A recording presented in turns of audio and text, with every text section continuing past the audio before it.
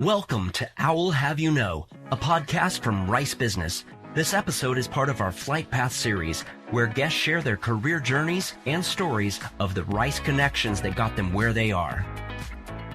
That is what really excites me, is to find something that's truly different, that truly, it actually matters. Today on I'll Have You Know, we catch up with Caroline Goodner, who earned her full-time MBA in 1992. A serial entrepreneur disrupting the consumer product scene, bringing to market innovative solutions to a host of healthcare issues. We talked to her about her journey and passion in normalizing difficult discussions regarding healthcare, her advice for budding entrepreneurs, and how Rice Business carved her unique pathway. Today, our guest is Caroline Goodner, full-time MBA from 1992. Welcome, Caroline. We're thrilled to have you here today. I am so excited to be here. Thank you. So you are the co-founder and CEO of Organicare, a startup company offering all-natural, over-the-counter healthcare products to consumers, better than those petrochemical-based drug-laden products that we all know. Your range of products is first aid, oral care, and feminine care products. Before Organicare, you are the CEO of Upspring Baby, a consumer products company focusing on health, safety, and wellness of mothers and babies. And before that, you've founded Mendelworks, a mouse genotyping lab. Incredible. And your first baby, shortly after graduating from Rice Business, was Identigene. Identigene was a DNA identification lab providing paternity tests to consumers and forensics DNA testing for law enforcement. I mean, wow, what an incredible entrepreneurial journey that you have had. I would love to dive in and learn more about that journey. And, you know, as I was reading your background, I realized and recognized that you're really the intersection of your parents. Your father was a geneticist and your mother was an entrepreneur. So tell me your story. Yeah, well, you're right. It all really started with them, and that's absolutely true. And certainly they both had a lot to do with that first baby you mentioned, Identigene. And it actually also started at Rice. That's what's kind of cool about this interview, and I'm excited to be talking to you. So yes, I grew up kind of learning about genetics and medicine and all that in my house from my dad. And my mom started a company when I was in high school. It was a genetic services company doing prenatal diagnosis and other genetic type diagnoses for cancer and bone marrow analysis and things like that. And so went to college and then had a couple of years between college and business school where I worked for a big company. Learned that I didn't like that. I won't say what big company it was because I did the same thing between years in business school, worked for bigger companies as an intern, and it just wasn't for me. I kind of sort of started to realize that's probably not going to be my best fit. But it really wasn't until my second year at Rice in business school that I took Ed Williams' class on entrepreneurship. And the whole class was really about make a business plan, get together with some partners, and fully flesh out your plan. And that was the genesis of Identigene. And so it was partly tying together kind of what I knew from what my father was doing at Baylor College of Medicine. And they had just sort of discovered this different type of DNA identification methodology, which is now the standard for the forensic CODIS database and used worldwide for DNA genotyping. And so we were the first private lab to use it. But yeah, so it all stemmed from that. And Ed Williams was really pivotal in making me kind of see that this was sort of what the path I wanted to follow. And so I give him a lot of credit. I really had a great relationship with Ed. Well, it's all about those professors, right? Yes, it was great. It was really great. My entrepreneurship professor at Rice, Al Danto, I think it's very similar to me for what Ed was to you. And one of the things that Al would say in our entrepreneurship class is, you know, when is the first time that you start thinking about selling your business? And the answer is the day you start it. It's a good idea. You don't know that when you start your first one, but I certainly did learn that. And I can't believe you just said Al Danto. So in small world land, Al and I were in a forum together in the Entrepreneurs Organization in Houston for many years. So I love Al. He's the best. I And mean, who and doesn't so love we go Al? back. I know. He's just the most likable guy in the world. Yeah. Wow. Well, that's incredible. But yeah, you did exit quite a few companies. So you went through that process of entrepreneurship as well. Can you tell me, with the different businesses that you founded, that you exited, what have been the best parts and what have been the most challenging parts? Gosh, too numerous to mention, but what comes to mind, the best part and the most challenging, certainly in the first company, Identigene. So I'm, in my mid-20s, start the company, and kind of flying by the seat of my pants, to be totally honest. And, yes, we started with a business plan and then, everything changes right away. The field itself was growing. The OJ trial happened. I know it sounds like a zillion years ago, and it was, but that sort of made DNA testing much more known to the general public. And so we were really focused on paternity testing, which is a consumer product or service, right? And so we were trying to, get the word out that this service was available, and more people than you think needed that service. So we sort of did some mass advertising approaches with billboards and different things like that said 1-800 DNA type, who's the father? And so I this think I got a lot of remember attention. those. They did get a lot of attention, which was great. It was like free PR on top of paid advertising, which was a nice combination, and made the money go further when you're spending it on marketing. But that challenge of everything growing really quickly, but, kind of this is the first time you've done any of it. And, in those first 5 years or so, I really was kind of flying solo and trying to sort of figure it out on my own. And this is where kind of the connection to Al Danto comes in, is I found out and joined the Entrepreneurs Organization, EO, which was back then YEO, Young Entrepreneurs Organization. And that ended up being really a huge, life-changing, helpful, group to be in, and just having a peer group that you can talk to about, the issues that you're going through, because then now you've got a peer group of people who've experienced different things before that you're going to go through, and they can share their experiences and help you, like, not feel so alone and not have to make every mistake on your own. And so that was probably one of the best things, was learning that and figuring out, don't try to fly solo or just use your team. You need, a broader group and an experienced group of people that understand what you're going through. Which is one of the huge benefits of Rice, that network where, entrepreneurs feel very lonely when you launch something. It's a very lonely journey, that it allows you to lean on others and to know that, what, you don't know. You don't know what's going to happen. You don't know if it's going to work or not. And to have that support mechanism built in is really just a huge benefit that I have found at Rice. And it seems like you have as well. And that's something that carries through that thread of that Rice network. Absolutely. And, back when you mentioned the year 1992 is when I graduated, which was a long time ago. And Rice has, boy, what Rice has done since then. Even back then it was a fantastic school to go through, but what it has developed into, especially as an entrepreneurial powerhouse, is, I'm so proud. I have, I've just like beamed with pride as my Rice degree continues to appreciate over time. And it really has become much more of a network of entrepreneurs. In fact, I know quite a few of them in the Austin area where I live. And so it is nice to be able to interact with those that are in the same sort of field, if you will. Yes. And so Organicare is in Austin. And I have to say, hook 'em horns. I was a horn before I earned my owl wings. So Organicare is based in Austin. So tell me the story of how that developed. Yeah. So Organicare, the genesis of it, there are three founders. There's me, my partner, David Shockley, who's also in Austin and is owner of a 30-year-old medical device company. And so had all the regulatory and ability to make things and the know-how for all of that. And then we had an Italian founder, Franco Papa, who came with the technology that is the basis of most of our products. And so this technology was developed out of a university over in Italy, and they're much more adopting of homeopathic products over there, and they're studied and they're just more widely used.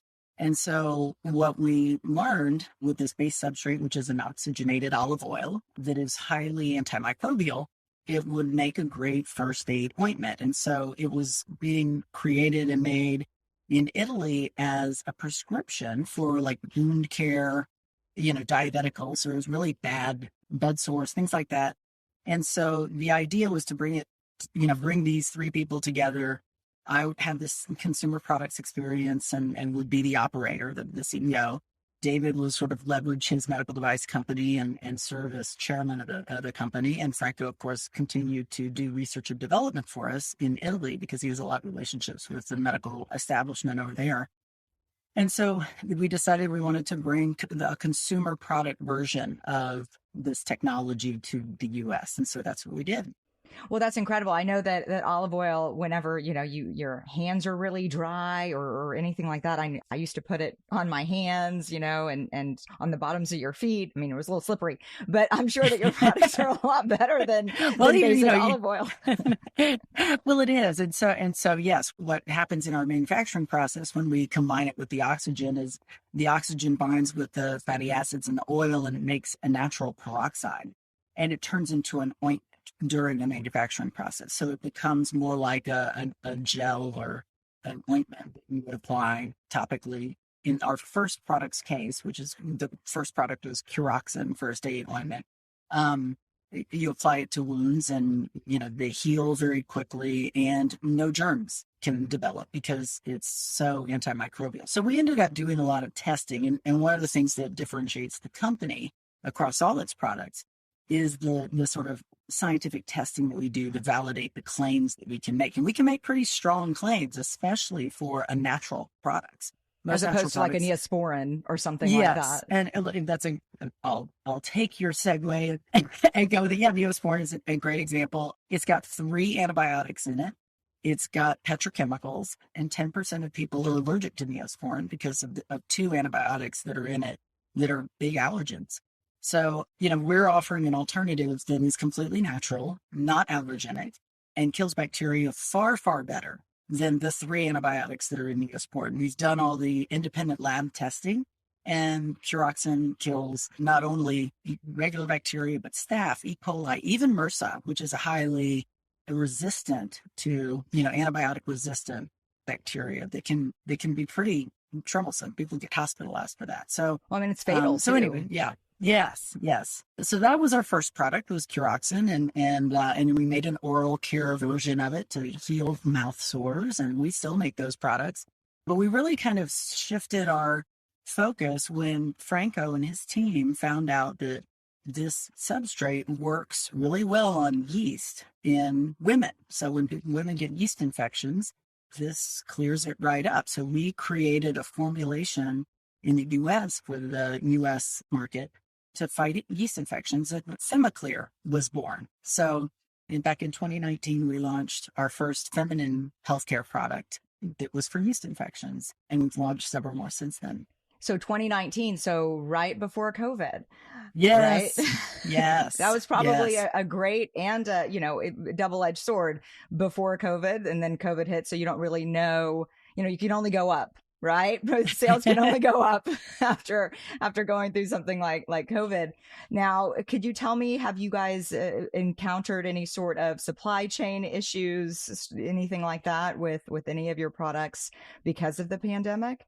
So one of the things that was good luck and good planning is in 2019, pre-pandemic, our volumes were increasing.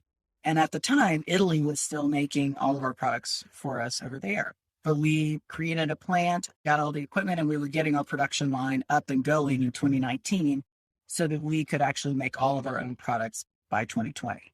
And so that ended up being a lifesaver. It's not that we don't have some supply issues sometimes on raw materials, but we then were in control of our own destiny and being able to control manufacturing.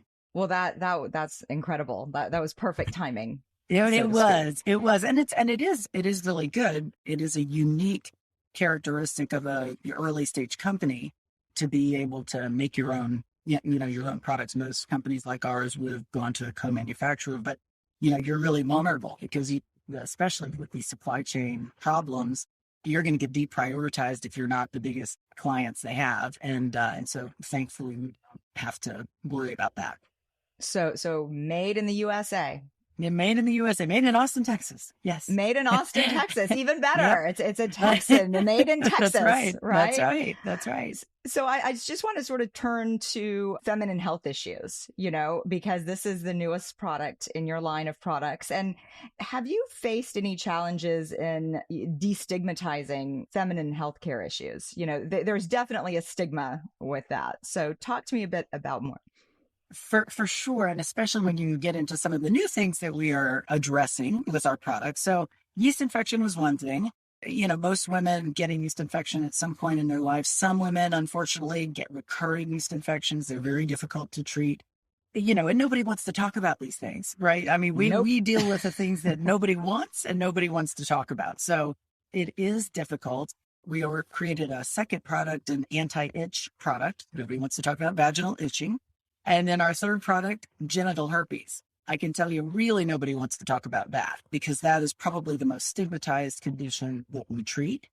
And it's really quite a manageable condition. It's not like it's a life-threatening, terrible disease or anything, but emotionally, it can be quite crippling. And, that's been probably the biggest thing that we've learned is that, for those consumers with herpes, first of all, 1 in 5 women has it.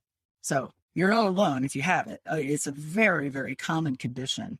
And more women than men get it. About twice as many women as men get it or know that they get it because just the symptoms show up more predominant in women. And a lot of people can have it and not even know that they have it. So it's a troubling one because it is stigmatized. And so we are trying to do everything that we can to, kind of take it out of the closet and make people feel okay. Nobody's going to jump up and down, happy they get it, but they shouldn't feel ashamed for sure. And they shouldn't feel embarrassed. It's a common condition that can be really easily managed. But one of the things that, is a feature of it is you get outbreaks. So little blisters form exactly like a cold sore. In fact, a cold sore is a herpes virus condition as well. It just shows up on your lips instead of your genitals. And so we're just wanting to talk about it. So conversations like this are perfect for helping make it normalized, and make women and men that deal with the condition feel less closeted about it. And hopefully you just know this is a normal health condition. Everybody's got something. If you have herpes or if you have a yeast infection, or our latest condition that we're treating is bacterial vaginosis, another condition that's considered an STI. But again, nobody wants to get these things. But when they do, we want them to know that there's help and somewhere to go and a healthier, more effective alternative than what's been out there in the past. Sure. And you are a female entrepreneur. And yes. I want to turn to that because the Hoover Institute out of Stanford, I was reading an article where women still earn 17% less than men. So that's $83 for every $100 that a man earns. Tell me how, you started in 1993. So you've seen the transitions and having more women enter the entrepreneurial realm, so to speak. So what advice could you give female entrepreneurs that are just starting out about, what you have learned, your lessons? Yeah. First of all, join the club. We're glad to have you. More, power in numbers and all of that is true. The other thing I'll say, kind of referencing what I said before, get a peer group. Find some other entrepreneurs, women or men, to surround yourself with, to share stories, to talk through problems. There are really a lot of different groups. I happen to belong to EO. There are a lot of other groups that are entrepreneurial focused groups. There's a group called Femtech Focus that is, focused on the feminine health area. So, whatever industry you're in, there may be groups that you can join or just entrepreneurial groups, but it is really important to have peers and people that you can talk to help you through it. And there's also a lot more developing, and I've joined some of them, groups or organizations that help women entrepreneurs in particular. There's one in Austin called Beam, and I'm one of the mentors in that group. And just think that these organizations and the focus on trying to help women get funding and know how to do their pitches and HR practices and different things like that. These support systems are burgeoning and really there to be used. So take advantage of them. Absolutely. And what have you learned about leading a company with these female-centered products? Did you run into challenges because of it? So we do run into challenges. There are things that have been so surprising. Like you have your advertising and you try to put an ad on Facebook and they'll disallow it because it's got sensitive content. But, you could put a man's ED product on, and advertise it anywhere you want. So, I mean, it's very lopsided. Interesting. Completely lopsided, yes, and unbalanced, all that stuff. And so we do kind of wonder at it. There's been a lot of conversation about that in the women's health world, and so I think hopefully it will all normalize out as these things are, a light is shined on these sort of minor injustices, so to speak. But it is also interesting, and why the feminine health space is becoming so hot is because there has been so little attention given to women's health issues, particularly like the ones that we deal with. Yeast infections, bacterial vaginosis, genital herpes. These are, again, not life-threatening conditions, but they're very, uncomfortable, inconvenient. They mess up your day. They mess up your life when you've got, an infection or an outbreak or something like that. And doctors in the past, when doctors were more male than female, weren't as concerned about these things. And because they didn't know what it felt like. That's right. That's right. And I don't think yes. That's right. And I mean, there's amazing statistics out there on how, clinical studies didn't include women until the 70s. Wow. All the kind of studies that were ever done were really male focused. And so now we're hopefully getting more and more attention on women's health. And so companies like ours that are trying to help women in that way, it feels good. Absolutely. You've come a long way. We all have. And there's a long way to go, and it's a journey, right? And that's right. It's more about the journey, not so much the destination. That's right. Maybe. That's right. And I definitely love and feel the pay it forward calling.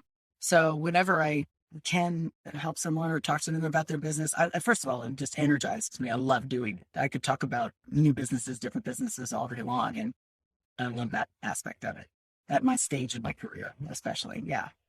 So what would be some of your advice for healthcare startups? I mean, we're here in Houston. There's quite a bit of healthcare startups with the TMC and TMCX. And so what would be some of your advice for those that are about to launch some healthcare? Yeah, well, being in Houston, and I am a Houstonian, and again, my father was in the medical center there for many years. There is so much breakthrough, great science and technology that can be found. And I've lucked into, to be frank, the great technology that I've been able to leverage in the businesses that I've run.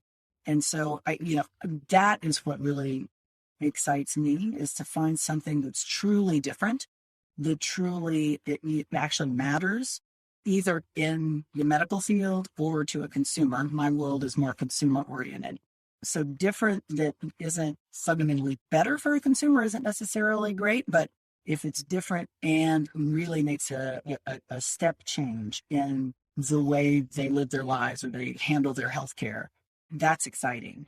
And so, for me, whether it was the DNA testing methodology that made it more robust and faster, or now in my world today, treating and eliminating symptoms much, much faster without being exposed to antibiotics or antifungal drugs, is just a hugely disruptive change in the way women can treat these conditions. And so I would say, if you can find a technology that you think can make a real difference, not just like a tweak of a difference, but a real fundamental difference in the way a consumer handles their healthcare, that's something to really pay attention to. That competitive advantage and value proposition needs to be tied up very well. Right. So Well, so let's go back to becoming a serial entrepreneur. What are some lessons that you've learned with the Mendel Works and with Upspring Baby and all of those? Let's go back and talk about those a little bit. So, the very first one, right? So we talked about Identigene, and then you moved on to Mendel Works, which was the mouse genotyping technology. Could you tell me about that? Like how just that path? It seems like it was DNA based, and then we went to mothers. Are you a mother? I am a mother. I have an 18-year-old son going off to college in the fall and a daughter who's 16. And yeah, so full teenhood at my house. It's exciting and close to empty nesting, and which is scary and fun for them and all that sort of stuff. But yes. Was Upspring Baby, did you develop that while you had little kiddos in the house? I did have little kids. I was not a founder, so I was an investor in that company when it was kind of still in early stages, and and got really involved with the founders. And then after about 6 weeks of talking to them, they asked me to be CEO. So I took over as CEO after that round of funding and ran it for about 4 years. And I'm happy to say we went from not profitable to profitable in a couple of years. So one of the founders took back over when I left and grew it, and they sold to Reckitt Kaiser a couple of years ago. That was a great path. And so how did you juggle? You were the mom of two kids, right? A wife. There's lots of responsibilities, and also starting these incredible businesses and exiting them and coming up with new ideas, and that's fascinating to be able to do that, considering that there are quite a few challenges that women face. For sure, and it's a great way you framed it up, and for sure that was a difficult time because Identigene was in Houston, and I was operating it, and if I had known Al Danto's advice back then, I would have known I should have been thinking about the exit, but I hadn't been. I was just sort of going and having fun, and so I ran Identigene for 14 years, but during that 14 years. I got married, had two kids, moved to Austin. I was commuting back and forth from Houston to Austin with two young kids, and it just became untenable. And so that's when I started thinking about an exit, which I'll say was good luck because I started thinking about it and did it in 2007, right before the crash of 2008 and the recession that followed. So I was happy to have a really good exit and sold to a strategic company. And Identigene continues to actually be sold as a consumer product in CVS and Walgreens and all those. You can see the Identigene paternity test. So it's nice to see, your baby live on. I'll tell you the big lesson learned there was I had started Mendelworks as sort of what's the next big thing we're going to do. But I started it as a separate company a year or two before I sold Identigene. And I moved Mendelworks to Austin. And what I realized is going from running a company for 14 years and throwing yourself into something new that without any downtime or transition was for me a mistake. And I've heard this from a lot of entrepreneurs that especially if you run something for that long, you need a break.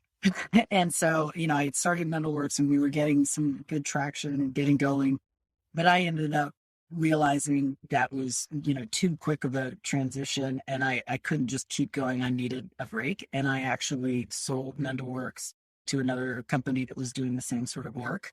And I took about 8 months off, not knowing how long it might be to spend time with my kids. And so I just sort of needed that, break to exhale. And it was great. And what I learned was number one, that was the break that I needed. It was wonderful to spend that time with the kids. And I also realized I needed to work.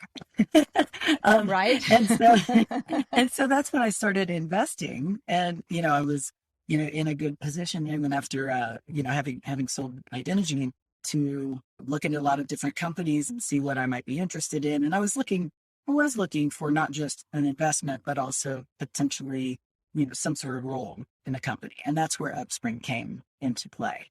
And so got to know the founders really well, great women who they called themselves mompreneurs and, and came up with products sort of being moms themselves. And so, joining them and doing that was, a great way for me to get back into something that I didn't have to found, and also to get into the consumer products business. And I learned a lot from from that experience. So beyond healthcare, what consumer products categories do you think are most in need of development and true innovation? Ooh, gosh, that's a great question. I think it's probably anywhere where we just feel like the same products have been on the market for a really long time. One of the things that I heard a long time ago was that if the number one seller is a brand and the number two seller is a private label version of that, that is a category in dire need of innovation. And so the categories that we've been in, that has been the case. So Neosporin and private label Neosporin and Monistat and private label Monistat. These are categories where the same thing has been around for a long time. And that's why I think OTC healthcare is, in great place to be disrupted, because we just sort of had the same products for a long time on the market. So, but a number of years ago, food and beverage was, Coke and Pepsi and Lay's.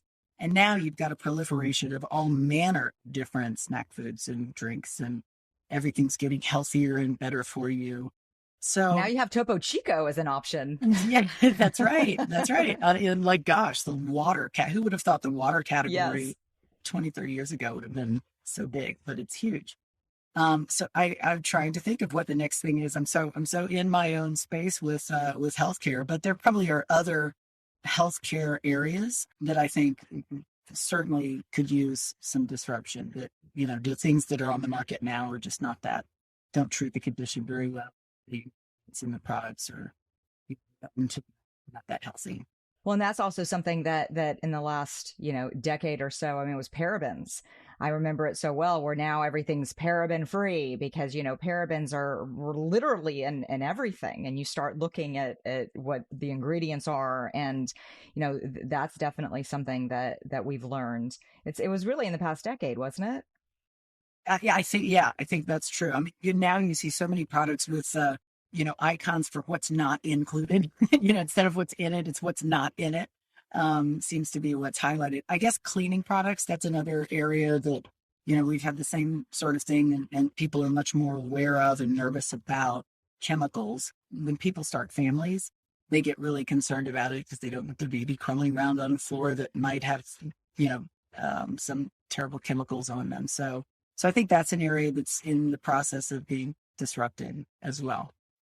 And I think people have been sitting around for 2 years thinking about those things. So Yes. Hopefully there will be an explosion in the next year or so of new products. Because I think that, what COVID did do is given us a whole lot of time to sit and think about a whole lot of things and That's reassess and prioritize what our values are and how we want to live in the future. And it was really a forced time out. It was, and it is amazing to me just how well things worked, even during the pandemic. I mean, I was amazed that, we were a very much in-office kind of company and everybody forced to be at home other than our production team and our logistics team that still had to make and ship product.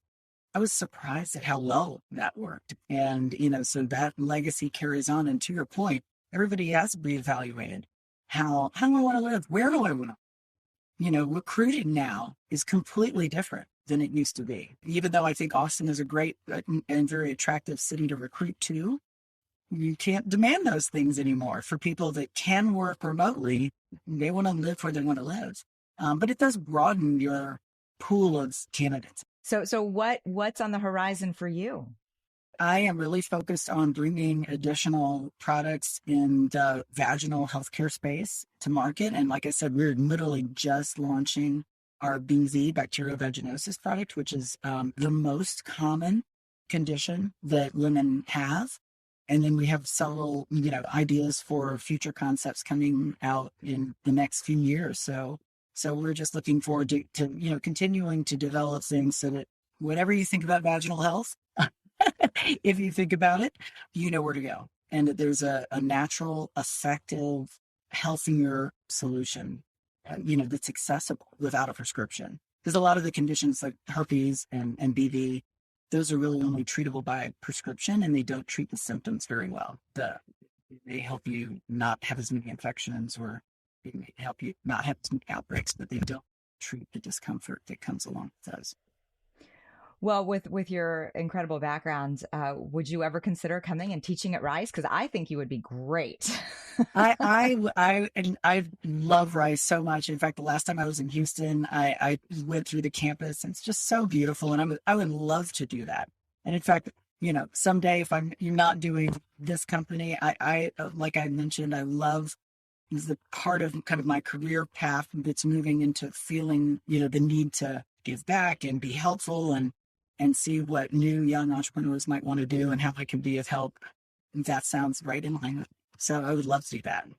Well, we would love to have you. I'm just telling you, like, I'll go audit your class and sit in there with you because it'd be fascinating. Is there anything else that you'd like to add that I haven't asked?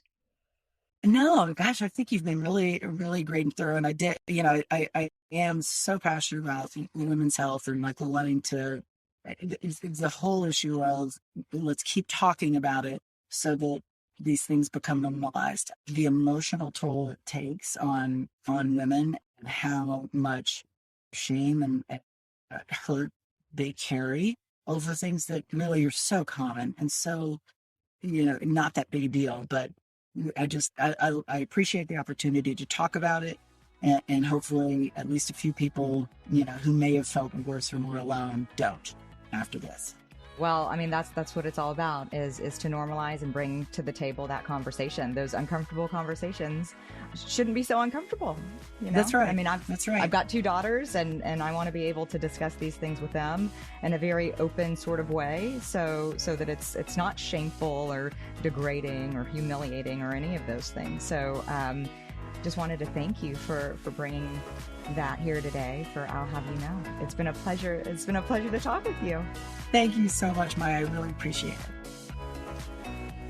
Thanks for listening. This has been I'll Have You Know, a production of Rice Business. You can find more information about our guests, hosts, and announcements on our website, business.rice.edu. Please subscribe and leave a rating wherever you find your favorite podcasts. We'd love to hear what you think. The hosts of I'll Have You Know are myself, Maya Pomeroy, and Scott Gale.